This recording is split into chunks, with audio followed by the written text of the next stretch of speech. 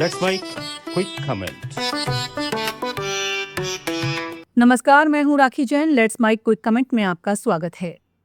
अरावली पर्वतमाला सिर्फ राजस्थान की पहचान नहीं है, बल्कि पूरे उत्तर भारत के पर्यावरण के लिए एक सुरक्षा कवच है।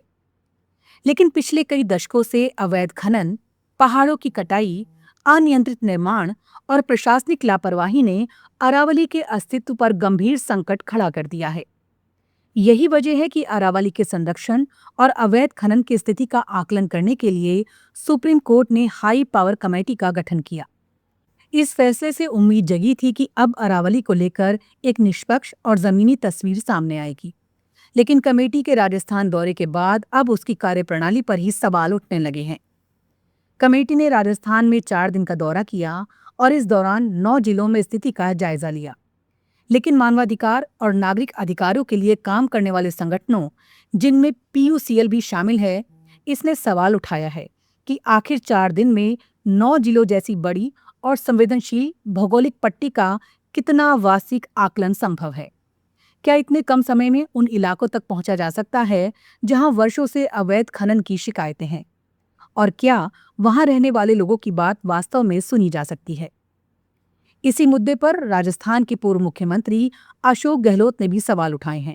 गहलोत ने कहा है कि अरावली जैसी विशाल और संवेदनशील पर्वत श्रृंखला का जमीनी आकलन महज 4 दिनों में करना इसकी गंभीरता को कम करने देखने जैसा है। उन्होंने केंद्र और राज्य सरकार की भूमिका पर भी सवाल उठाते हुए आरोप लगाया कि इतने गंभीर पर्यावरणीय मुद्दे को सतही तरीके से निपटाने की कोशिश की जा रही है।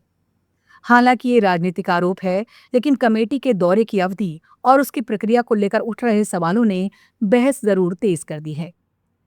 मामला सिर्फ दौरे की अवधि का नहीं है। मामला ये भी है कि कमेटी ने किन लोगों से बातचीत की और किन लोगों की आवाज सुनी। मीडिया रिपोर्टों और स्थानीय स्तर से सामने आई जानकारी के मुताबिक अलवर, जयपुर और अजमेर में हुए संवाद कार्यक्रमों में आम ग्रामीणों और स्थानीय लोगों की भागीदारी काफी कम रही। दूसरी तरफ खनन कारोबार से जुड़े लोगों, व्यापारियों और ठेकेदारों की मौजूदगी अधिक दिखाई दी। अगर ऐसा है तो सवाल सीधा है, अरावली के भविष्य पर फैसला लेने की प्रक्रिया में सबसे ज्यादा जगह किसकी आवाज को मिलनी चाहिए? वो व्यक्ति जो खनन से जुड़ा है, या वो ग्रामीण जिसकी जमीन, पानी और आजीविका पर खनन का असर पड़ रहा है? अरावली के संरक्षण की किसी भी जांच में स्थानीय लोगों की भूमिका सबसे महत्वपूर्ण होनी चाहिए, क्योंकि वही लोग वर्षों से बता रहे हैं कि कहाँ पहाड़ काटे जा रहे हैं, कहाँ पानी का स्तर नीचे जा रहा है और कहाँ खनन का असर उनके जीवन पर पड़ रहा है। अगर ऐसे लोगों को ही अपनी बात रखने का पर्याप्त अवसर नहीं मिलता, तो पूरी प्रक्रिया की पारदर्शिता पर सवाल उठना स्वाभाविक है।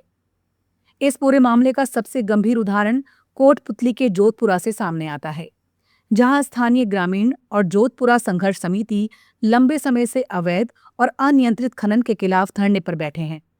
करीब 1340 दिनों से चल रहे इस आंदोलन में ग्रामीण लगातार अपनी जमीन और पर्यावरण को बचाने की मांग कर रहे हैं।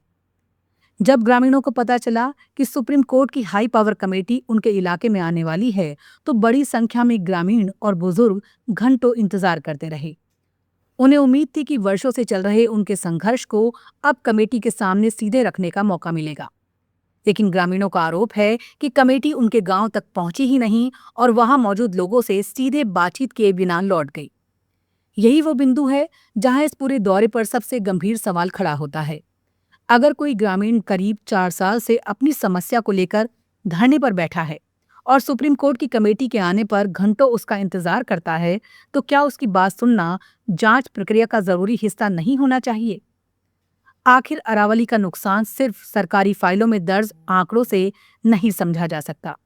इसके लिए उस जमीन को देखना होगा जहां पहाड़ काटे गए हैं, उन गांवों तक जाना होगा जहां पानी का संकट बढ़ा है, और उन लोगों से बात करनी होगी जो इस बदलाव को अपनी आंखों से देख रहे हैं। सिर्फ खनन से जुड़े पक्ष या प्रशासन की रिपोर्ट के आधार पर अरावली की वास्तविक तस्वीर सामने नहीं आ सकती। कमेटी को खनन कारोबार से जुड़े लोगों की बात भी सुननी चाहिए, लेकिन उसी के साथ किसानों, ग्रामीणों, मजदूरों, पर्यावरण कार्यकर्ताओं और लंबे समय से आंदोलन कर रहे स्थानीय लोगों को भी बराबर महत्व देना होगा, क्योंकि ये सिर्फ पहाड़ बचाने का मामला नहीं है। अरावली का सीधा संबंध भूजल, जंगल, हवा, खेती और आने वाली पीढ़ियों के भविष्य से है। अगर पहाड़ खत्म होंगे तो उसका असर सिर्फ राजस्थान तक सीमित नहीं रहेगा। नमस्कार। आप सुन रहे थे let's mind more than radio. Follow कीजिए हमें हमारे सोशल मीडिया प्लेटफॉर्म्स पर।